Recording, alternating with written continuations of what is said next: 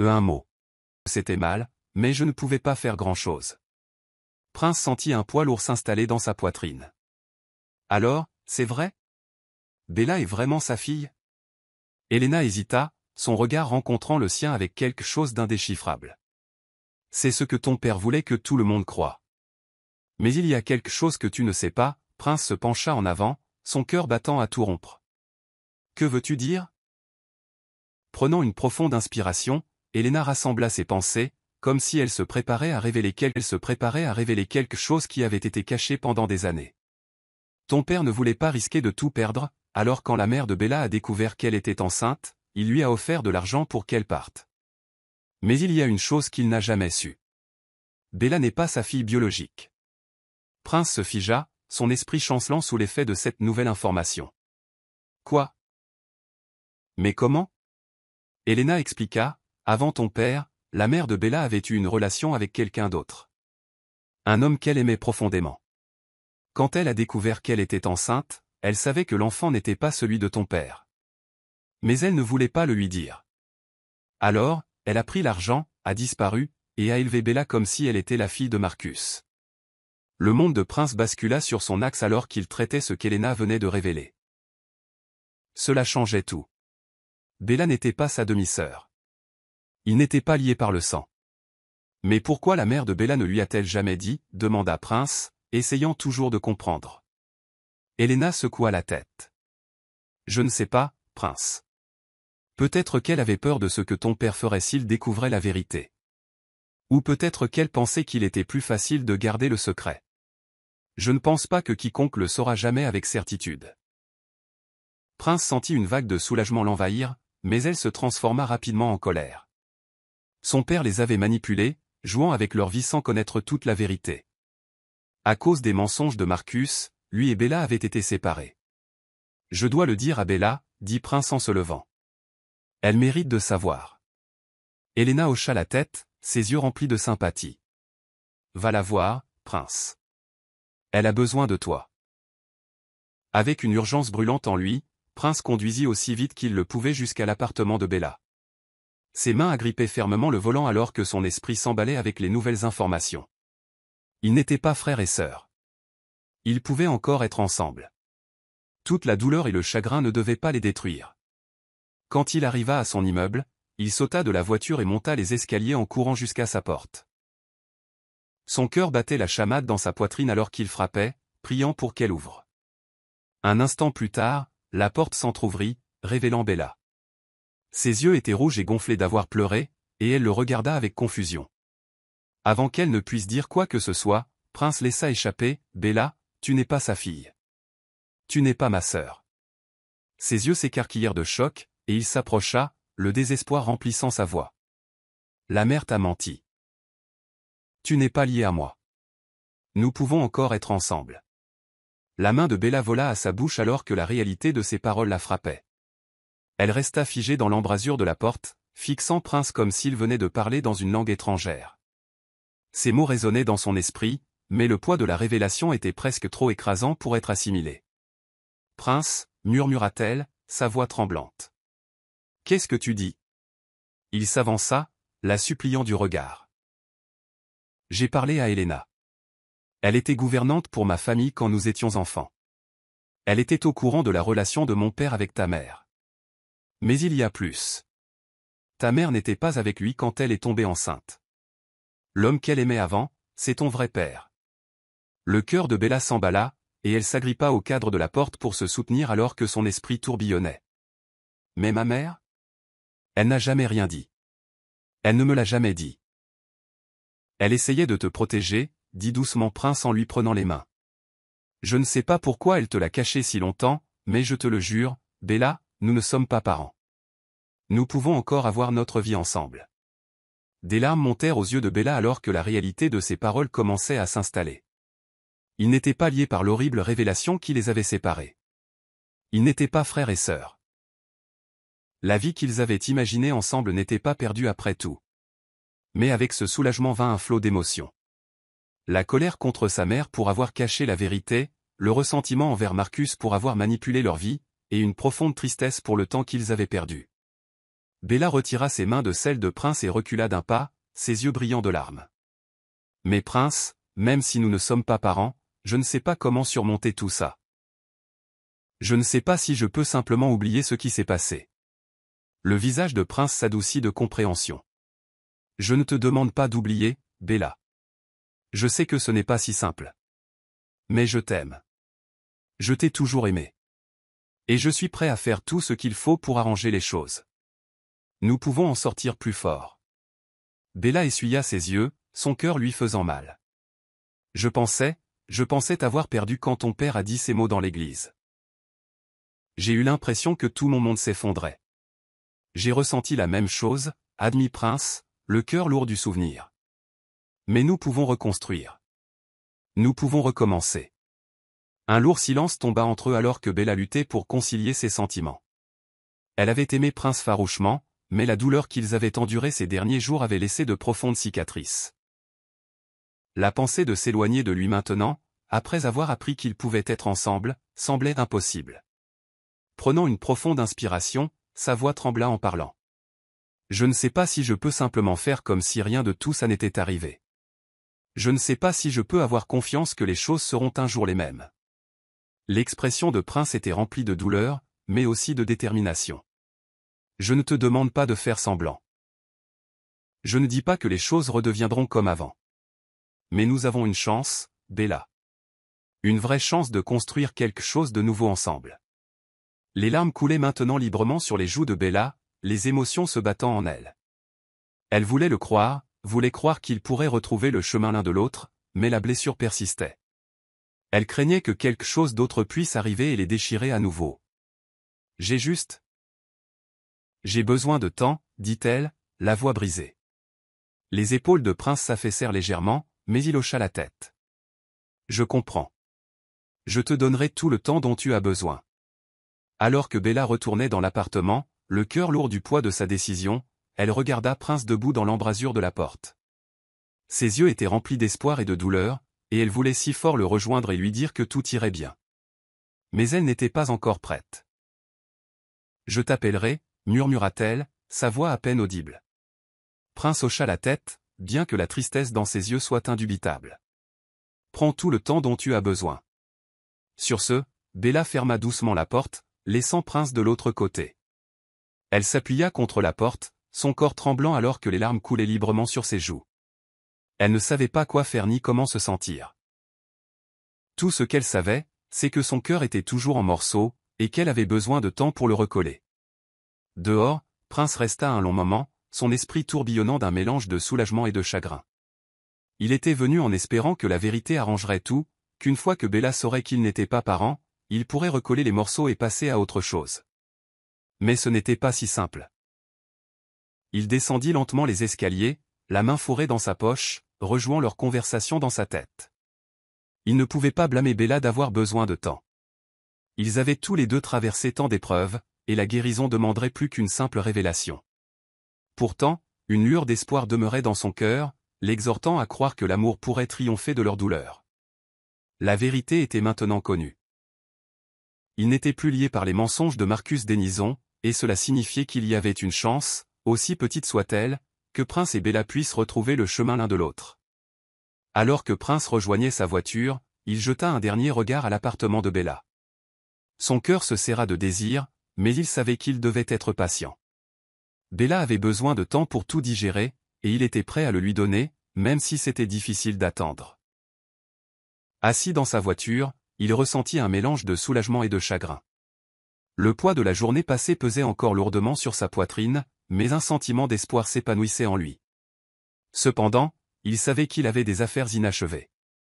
Il devait affronter Marcus, son père, l'homme qui les avait manipulés et avait causé tant de douleur.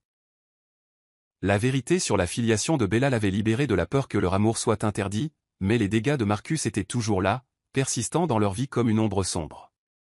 Le trajet de retour au manoir de Nison était différent cette fois-ci. Il n'était pas rempli de la tension du défi ou de l'incertitude de son avenir avec Bella. Maintenant, il avait de la clarté. La manipulation de Marcus avait causé un préjudice qui ne pouvait être facilement réparé, mais Prince était déterminé à ne plus laisser son père contrôler sa vie. Quand il arriva devant le manoir, la vue de ses colonnes imposantes et de ses vastes terrains ne l'intimida pas. Cela ne le remplit que d'une calme détermination. Ce n'était qu'une maison, et Marcus Denison n'était qu'un homme, imparfait, égoïste et bien moins puissant qu'il ne le laissait croire. Prince franchit les portes d'entrée sans hésitation, ses pas résonnant dans le grand hall. La maison était silencieuse, mais il savait exactement où trouver Marcus. Il se dirigea vers le bureau de son père, là où tous les accords, menaces et manipulations de Marcus prenaient racine. La porte était légèrement entr'ouverte, et à travers la fente, Prince pouvait voir Marcus assis derrière son grand bureau en chêne, absorbé par des documents. Sans frapper, Prince poussa la porte et entra. Marcus leva les yeux, son visage un masque prudent alors qu'il mettait les papiers de côté. « Prince, dit Marcus, sa voix ferme. »« Je ne t'attendais pas. » Prince ne répondit pas tout de suite. Il resta là, laissant la tension entremonter, puis parla enfin, sa voix basse mais ferme. « Je connais la vérité, papa. » Marcus haussa un sourcil, faisant semblant de ne pas comprendre. « Et quelle vérité pourrait bien être celle-là? Bella n'est pas ta fille. » dit Prince, ses mots vifs et tranchants. « Elle ne l'a jamais été. » Pendant un instant, les yeux de Marcus vacillèrent de surprise, mais il reprit rapidement son sang-froid, se penchant en arrière dans son fauteuil. « Alors tu as fait quelques recherches, dit-il, une pointe de sarcasme dans la voix. Prince fit un pas en avant, sa colère à peine contenue. « Pourquoi, papa? Pourquoi nous as-tu laissé croire à ce mensonge? Tu nous as déchirés sans aucune raison. » Marcus soupira, se dirigeant vers la fenêtre, le dos tourné à Prince. « J'ai fait ce que je pensais nécessaire. Tu as toujours été trop émotif, trop attaché à des choses qui te retiendraient. J'avais besoin de te faire entendre raison. » Raison, se moqua Prince, les poings serrés à ses côtés. Tu appelles déchirer les gens raison?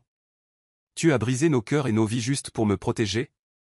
Marcus se tourna pour lui faire face, son expression froide, contrôlée. J'ai fait ce que je devais faire pour protéger cette famille, Prince. Pour te protéger. De quoi? Exigea Prince, sa voix s'élevant de colère. De l'amour? Du bonheur? Tu as essayé de me contrôler toute ma vie. Pourquoi, papa? Pour que tu puisses garder ton précieux empire? Les yeux de Marcus s'assombrirent, son ton devenant froid. Tu ne comprends pas ce qu'il faut pour diriger cet empire. Tu as vécu une vie de privilège, Prince, mais tu ne connais pas les sacrifices que j'ai faits pour le maintenir. Des sacrifices? La colère de Prince explosa. Tu as sacrifié mon bonheur, mon avenir avec Bella. Pourquoi? Pour de l'argent? Pour du pouvoir? Tu ne m'as pas protégé, tu m'as détruit. Marcus le fixa, la mâchoire serrée mais ne dit rien. Prince continua, sa voix se brisant d'émotion. Tu nous as laissé souffrir, papa. Tu nous as laissé croire que nous ne pouvions pas être ensemble à cause d'un mensonge tordu que tu as créé. Tu nous as brisés. Pour la première fois, le regard de Marcus vacilla, ses yeux s'adoucissant légèrement. Je ne savais pas, dit-il doucement, presque pour lui-même. Je ne savais pas qu'elle n'était pas la mienne. La poitrine de Prince se serra de fureur. Mais tu ne t'es pas assez soucié de le découvrir, n'est-ce pas? Tu ne te souciais que de garder le contrôle, peu importe ce que ça nous coûtait. Marcus se détourna, agrippant le bord de son bureau. Prince put voir quelque chose d'inattendu sur le visage de son père. Du regret.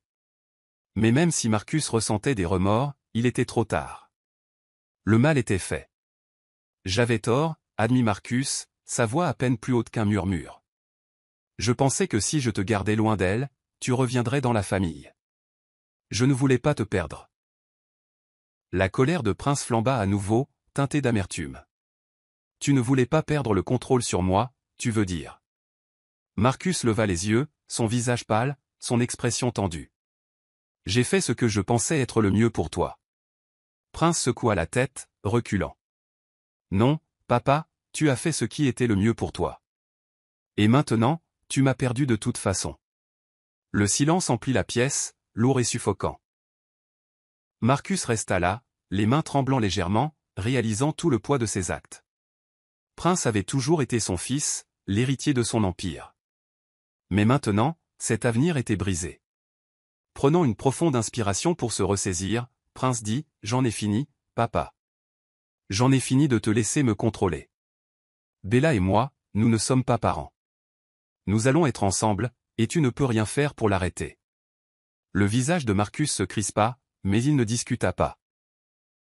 Il pouvait voir la résolution dans les yeux de Prince, la force qui avait grandi de la douleur qu'il avait endurée. Quant à ton empire, continua Prince, sa voix calme mais résolue. Je n'en veux aucune part. Garde ton héritage. Je n'en ai pas besoin, et je n'en veux pas. Les épaules de Marcus s'affaissèrent, et pour la première fois, Prince vit l'homme tel qu'il était vraiment. Brisé, imparfait et profondément seul. Tu peux tout garder. Dit doucement Prince en se tournant vers la porte.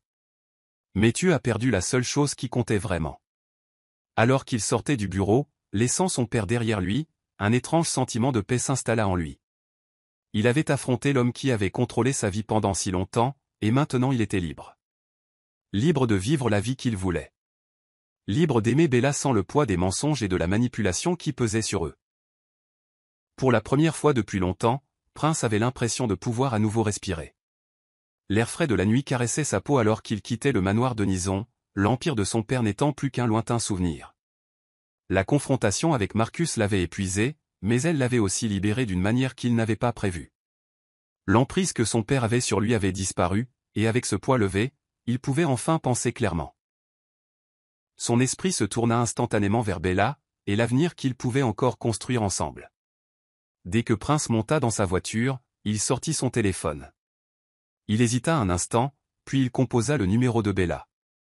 Ça sonna une fois, deux fois, puis il entendit sa voix, douce et hésitante. « Prince, dit Bella, sa voix incertaine mais pleine d'espoir. » L'entendre prononcer son nom l'inonda d'émotions qu'il n'avait pas entièrement comprises. Soulagement, espoir, amour. Bella. Commença-t-il, sa voix ferme mais débordante d'émotion. J'ai parlé à mon père. Je lui ai tout dit. Je lui ai dit que j'en avais fini avec lui, avec l'entreprise, avec tout ce qu'il a essayé de contrôler. Je te choisis, Bella. Je veux construire une vie avec toi, libre de ces mensonges. Il y eut un long silence à l'autre bout du fil, et Prince retint son souffle, attendant. Quand elle parla enfin, sa voix était calme, mais il y avait une pointe de quelque chose d'autre. Peut-être les premiers signes de guérison. J'ai beaucoup réfléchi, dit lentement Bella. À nous. À tout. Ça a été si difficile, d'essayer de comprendre ce qui est réel et ce qui ne l'est pas, Prince hocha la tête, même si elle ne pouvait pas le voir. Il comprenait sa lutte. Je sais, répondit-il. Je ne m'attends pas à ce que tout redevienne normal, mais je suis prêt à travailler dessus si tu le es. Je veux être avec toi, Bella. Je veux que nous ayons quelque chose de réel, quelque chose qui ne soit pas empoisonné par les mensonges de mon père. Bella soupira doucement, et le cœur de Prince s'emballa de peur qu'elle ne ressente pas la même chose. Mais alors elle parla, et ses mots semblèrent lever le nuage qui avait pesé sur eux. Je le veux aussi, Prince. Mais j'ai peur. Tout ce qui s'est passé, ça a fait si mal. Je ne sais pas si je peux l'oublier. La poitrine de Prince se serra. Il ne voulait pas qu'elle oublie. Il savait qu'il ne s'agissait pas de prétendre que la douleur n'avait pas existé. Je ne te demande pas d'oublier, Bella, dit-il doucement. Je te demande de me laisser t'aider à guérir. Recommençons, mais cette fois avec la vérité. Il y eut une autre pause, mais celle-ci semblait différente, plus réfléchie, moins lourde. Bella prit une profonde inspiration. « Pouvons-nous nous voir » demanda-t-elle. « Je ne veux pas parler de ça au téléphone. J'ai besoin de te voir. » Le cœur de Prince bondit à ces mots. Sans hésitation, il répondit. « Bien sûr, je serai là dans 10 minutes. » Quand il arriva à l'appartement de Bella, ses nerfs étaient à vif, tout comme le jour de leur mariage. Mais cette fois, il ne s'agissait pas de peur ou de doute. Il s'agissait de la possibilité de reconstruire quelque chose de beau, de réel. Il frappa à sa porte, et après ce qui sembla une éternité, elle s'ouvrit. Bella se tenait là avec un sourire hésitant. « Salut, dit-elle doucement, ses yeux scrutant son visage. « Salut, répondit Prince, son propre sourire rempli de soulagement et de désir. Il entra, et ils restèrent là un moment, se regardant simplement. Le poids de tout ce qui n'avait pas été dit flottait entre eux, tous deux incertains mais pleins d'espoir. Finalement, Bella rompit le silence. Ça a été difficile.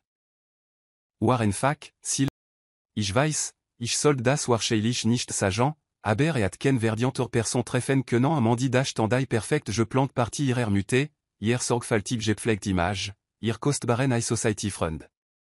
All das Sprang wie die Champagner glacé, die froh ihr Lieber je Orphenat. Innerhalb weniger Tage für sie von verschiedenen Verwandten, das ihr Vater aus dem Ososgesogen war und in einem Hotel wohnt. Hat beresenen en Wald kontaktiert, die Schädungen zurechen. Sie war nicht überrascht von seiner Reaktion. War immer stolz gewesen, vielich bisom exes. Und dieser von öffentliche Demütigen war nicht, was verse en kont. Was sie überrascht, war sein Anruf en Partage spate. Mandy, sen Stim klang anders, alter, irgendui insichere. Ich muss dich chez toi fragant. Ich werd den attest von Schalen dreien machan lassen. Ich broche nicht proben von dir, und special IRR 7 Schlaghaus. Das hat sie nicht erwarte, obwohl sie vielich hatten sollen. Du denkst, wir könnten nicht, fragt sie vorsichtig. Ich weiß nicht mehr, was ich denken soll, interbrake sie. Nachdem ich die Aktivitaten denemute entdeckt habe, bin ich mir nicht mehr sicher. Kann ich die proben bekommen, natürlich, sagt sie. Du kannst je derze vorbekommen kam en diesem Nachmittag vorbei. Sie hat jen noch nie so besie gesehen. Sen Schulterningen erab, Saint-Josich-Toire fallen. Das war nicht der Strange, selbstbewusst Vater, en den sie sich erinnert. Das war ein gebrochene Mann, der versucht, die Scherben sen le banzusamment zusetzen. Si sazu, wie sorgfältig die Proben sammelt und sie in steril behaltelegt. Sen anziterten leit. Zwei Wochen vergingen. Si versucht, nicht an die Tests zu denken, aber war möglich, sich nicht zu fragen. Dan rief ihr Vater wideren. Kann ich rüberkommen, sen Stim war seltsam, engespannt war emotionant. Wir müssen reden 20 Minuten später so auf ihrer Kusch und start auf senand. Ich hab die Ergebnis bekommen, sagte schließlich. Du bist men. Nur du m'en dispute, oui ihr m'agent 5. 18 linge, sie sind nicht men, für fort. Den muté, si at alle gestanden blickt zu IROF, sen o Jean waren Raumrande. Si at vor jaren en afar. Der Mann, si lieptien, aber wolt sen Familie nicht für sie verlassen. Also benut si sich dami, sen Kinder zu haben. Jeste voren par jaren gestorben ich hab den Kontakt zu den Zwillingen abgebrochen. Ich kann sie nicht einmal mehr ansehen. J'ai mal, wenn ich sie sehe ich die Lügen. Den vera ditei fugten si chandlich zusammen. All die Jar der Bevorzugung, die standig Günstlingswirtschaft. Sie liebt ihn, sagte Bitter, und sie liebt sen Kinder atmet Zitrigaus. Aber sie hat mich nie wirklich geliebt sen Stimbrak. Und du warst men. Also hat sie dich bezet geschoben, dich zurosensetrin in denem Genansios gemacht. Und ich, schluckt schwer. Gott, Mandy, ich hab sie das lassen. Ich hab sie meinen sie echt kein Jean mich aufetzen lassen griff nach ihrer Hand, jeldan aberine. Ich weiß, ich werdien den Vergebung nicht. Ich war ein schreckliche Vater für dich. Aber wenn du berewarst, wenn du mich versuchen liesest, würd ich gern en Beziehung zu meiner Tochter haben, meiner echten Tochter. Mandy blickt auf diesen gebrochenen Mann, ihren Vater, und fühlt en komplisiert Mischung aus Emotionen. Wut, Mitleid, Genugtuung, Hoffnung. Ich werd darüber nachdenken, sagt sie schließlich. War alle, was sie in diesem Moment ambieten konnt. Der Anruf ihrer muté kam en enem Dienstagnachmittag. Mandy war mitan in enem Arbeitstreffen, als ihr Telefon mider Numero flöchtet. Sie entschuldigt sich und Gingino, den Anruf anzunehmen. Ich weiß, dass du warst, sagt ihr muté au Nanswef. Ihr Stim war kalt, kontrollier.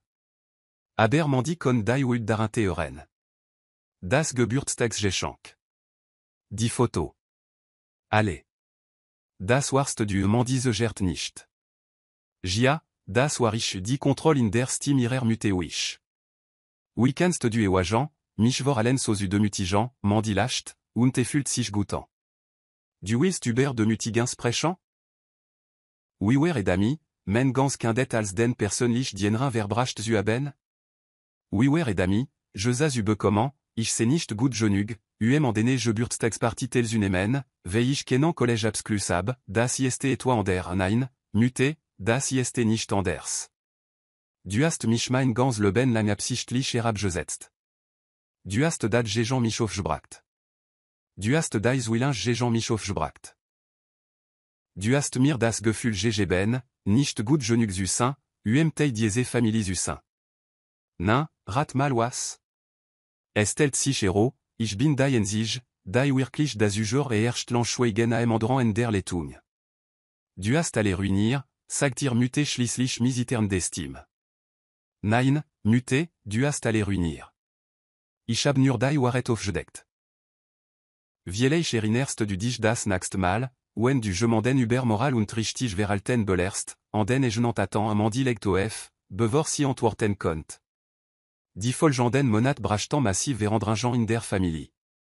Die Schedung ihr Vater wird schnell Volkswagen. Atos Joseknet en Walt und tenen absolu sich voll. Ihr muté versucht, en betrachtlich abfindung über comment, aber die bewasirer entre, zusammen miden den Atestergebnissen, liesen ihr wenix Spielraum. Si andet mi ener beche de nangel sum. Nicht anaern der Olaband le banstil ener geschiedenen, den si sich war scheilich vorgesteltat. Zulet stat mandi jeur, das si nenander stat je so war. Zom teufel mi hier, dacht si. Die Gerüchteküche der Familie brodelt natürlich auf Ostouran. Aber überraschend der Wes Chinen die meisten ihrer Verwandten mit dem Ausganger d'un Zufrieden zu sein. Den muté at verdi, sagtant Jane en tâche bui enem cafis hier. Ime of alerab jeséant, so jetant, als wer si bc als der reste von un. Weist du, das si in mal en gans wenacht sessen d'ami verbrachtat, mich zubelran, ou ich men kinderfall cherzi? Mis so schwuntelig persönlich, prédit über familien wert, waransi. Si chutel den Kopf und lacht. Oa siren vater betraf, so botan silansam en echt bezi ungoef, diesmal nicht den chatan ener, den si vorer retten. Rief rogel masigan, und si atien en par malzom abandesen en jeladen.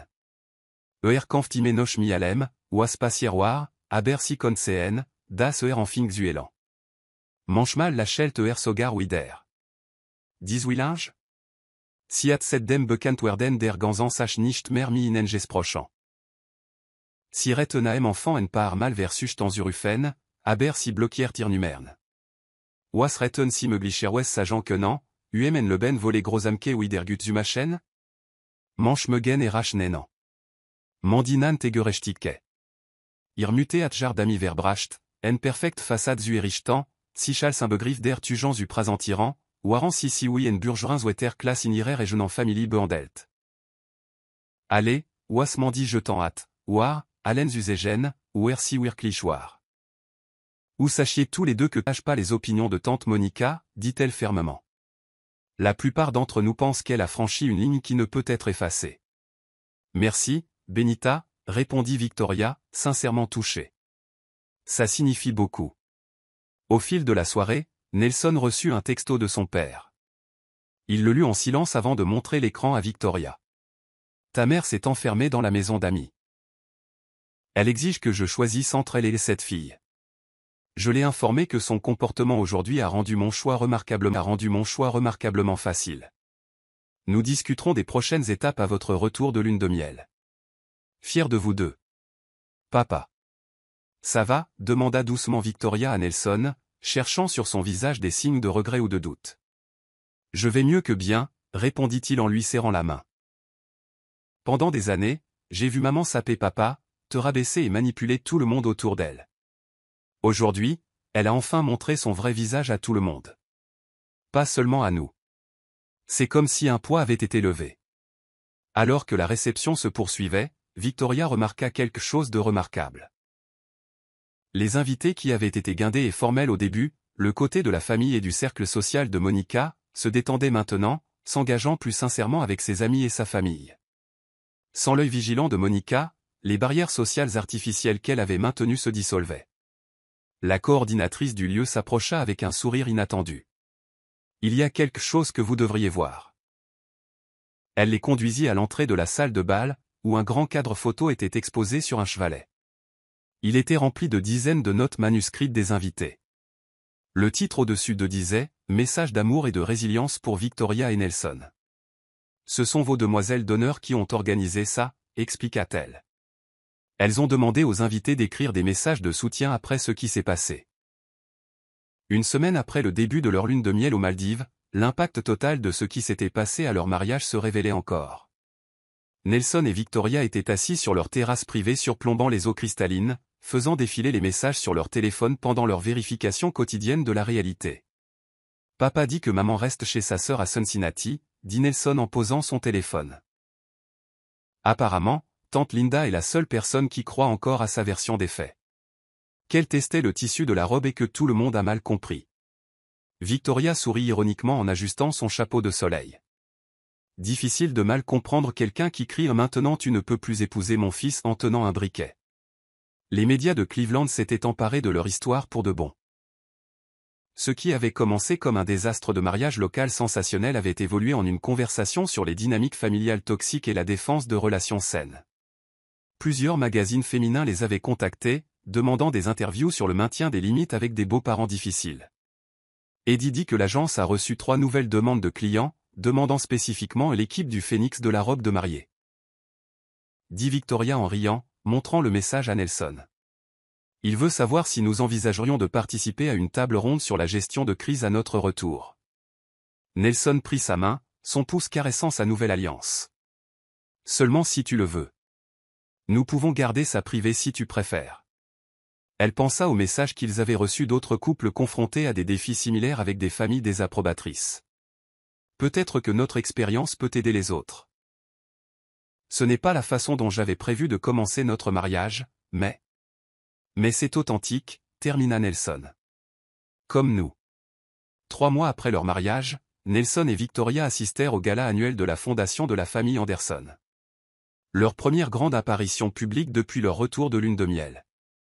L'événement, habituellement orchestré par Monica, avait été complètement réimaginé sous la direction de Monsieur Anderson. Nerveuse ? Demanda Nelson alors que leur voiture s'arrêtait devant le Cleveland Museum of Art. Un peu, admit-elle en lissant sa robe.